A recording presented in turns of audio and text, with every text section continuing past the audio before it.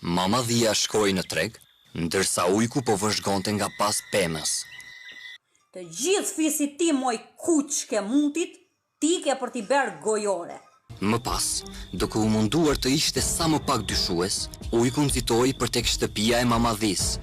Më pas, ai e hoqi maskimin e tij. It's me, I am Anaconda. Fucking the bitch. Kecat e vegjël shikuan njëri tjetrin, por nuk e hapën derën. Pyt qif sharratën mund pjedh. O qif sharratën mund pjedh.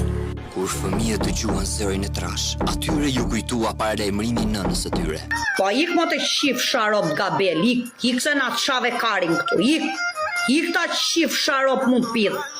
Prandaj largohu, nuk do të hapim kur derën. Katë qif sharop mund pjedh, aty të shkërdhev sharop mund pjedh. Ku e 50 zakun ti që doli me mua? Ujkut më pas i erdhi një ide. Ai filloi të praktikonte shumë herë zërin e Mamadhis. Një puthja grupi ju lutan. Më pas, ai vrapoi për te shtëpia me 7 fëmijët dhe trokiti në derë. Ju përshëndes të gjithëve dhe ju uroj një muaj të bukur të nëntorit, muajin e gjetheve dhe vjeshtës. Kësaj radhe, fëmijët ishin në dyshim. Zëri dukej shumë si e nënës së tyre, dhe ata ishin gati për të hapur derën.